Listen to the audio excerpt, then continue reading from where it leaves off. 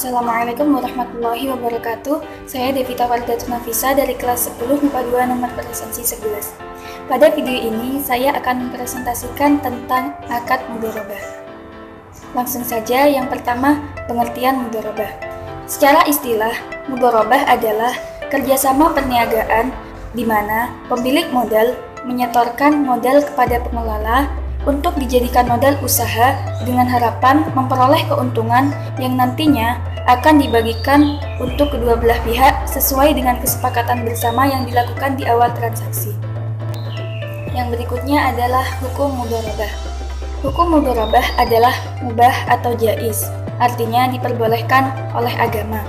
Rasulullah SAW bersabda, "An Suhaibin radhiyallahu an, anna Nabiyya sallallahu alaihi wasallam qala, Thalathun fihinnal barakah al-bai'u ila ajalin wal muqarabah wa khalqul burri bi sya'iril baiti la lil bai'." Rawahu Ibnu Majah, yang artinya dari Suhaib radhiyallahu an bahwa Nabi Muhammad sallallahu alaihi wasallam bersabda, 3 hal yang di dalamnya terdapat berkah adalah jual beli yang bertempo, bermudharabah, dan mencampur gandum dengan syair untuk makanan di rumah, bukan untuk dijual. Hadis riwayat Ibnu Majah. Berikutnya adalah rukun mudharabah atau hal-hal yang harus ada dalam mudharabah. Yang pertama adalah pemilik modal atau shahibul mal. Yang kedua adalah pekerja atau pengelola atau al-amil. Yang ketiga adalah akad atau sighah. Yang keempat harus ada modal atau al-mal. Yang kelima harus ada pekerjaan atau al-amal. Dan yang keenam harus ada keuntungan atau ar-rubh. Masing-masing dari rukun ini harus memenuhi syarat tertentu. Yang pertama, syarat untuk pemilik modal sekaligus pengelola modal. Yang pertama, syaratnya yaitu harus balik. Kemudian yang kedua, berakal sehat atau tidak gila. Yang ketiga, syarat pemilik modal dan pengelola ini harus merdeka. Artinya, tidak dalam penguasaan pihak lain. Kemudian yang kedua, syarat modal atau al-mal. Syarat modal atau al-mal yang pertama adalah modal harus berupa uang tunai. Yang kedua, jumlahnya harus diketahui dan jelas berapa. Yang ketiga, hartanya harus ada. Jadi modal harus ada, baik dikeluarkan sekaligus maupun bertahap dan bukan berupa hutang. Yang keempat, modal harus diserahkan kepada pengelola. Berikutnya, syarat yang ketiga yaitu syarat untuk pekerjaan atau al-amal. Yang pertama, pekerjaan ini jenisnya harus ditentukan oleh pengelola. Dan yang kedua, pekerjaan ini harus diketahui oleh pemilik modal.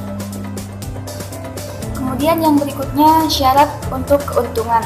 Yang pertama, syarat keuntungan adalah pembagian keuntungan itu harus jelas. Misalnya, pemilik modal 50% dan pengelola modal 50%. Yang kedua, pembagian keuntungan harus diketahui saat perjanjian awal atau saat melakukan akad. Yang ketiga, pembagian keuntungan harus untuk kedua belah pihak. Jadi, tidak boleh hanya salah satu pihak saja. Yang keempat, pemilik modal wajib menanggung semua kerugian akibat dari proses mudharabah. Dan pengelola tidak boleh menanggung kerugian apapun, kecuali jika kerugian itu disebabkan karena kesalahan, kelalaian, atau disengaja oleh pengelola. Berikutnya adalah pembatalan mudharabah. Akad mudharabah ini dapat batal atau bisa batal jika terjadi hal-hal berikut. Yang pertama, tidak terpenuhinya salah satu atau beberapa daripada syarat mudharabah. Maka otomatis mudharabah ini akan menjadi batal. Yang kedua, pengelola dengan sengaja meninggalkan tugasnya atau pengelola melakukan sesuatu yang bertentangan daripada tujuan akad. Jadi, jika pengelola meninggalkan tugas yang semestinya harus dikerjakan dan tidak melakukan tugas sebagaimana yang sudah disepakati di awal, maka otomatis akad mudharabah ini akan menjadi batal. Dan yang ketiga, apabila salah satu pelaksana atau antara pemilik modal dan pengelola modal ada yang meninggal dunia, maka otomatis akad mudharabah ini jadi batal.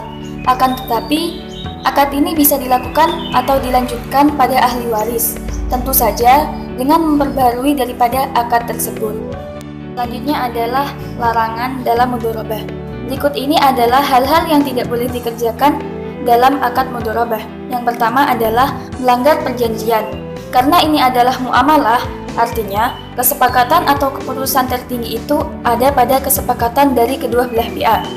Jadi, apabila ada salah satu pihak yang melanggar, otomatis akad ini akan menjadi dilarang untuk dilakukan. Yang kedua, dilarang dalam mudharabah ini menggunakan modal untuk kepentingan pribadi. Kemudian, larangan yang ketiga adalah menghambur-hamburkan modal. Jadi, pengelola dalam hal ini harus mengelola modal dengan sebijaksana mungkin. Dan yang keempat, larangannya menggunakan modal untuk perdagangan yang diharamkan atau melanggar syariat agama. Kemudian yang terakhir, macam-macam mudharabah dibagi menjadi 3. Yang pertama yaitu mudharabah mutlaqah. Dalam mudharabah mutlaqah ini, pemilik mal memberikan hak penuh kepada pengelola untuk memakai dana tersebut dalam usahanya yang baik. Pengelola tetap bertanggung jawab untuk melakukan pengelolaan sesuai kebiasaan usaha yang normal. Yang kedua, mudharabah muqayyah.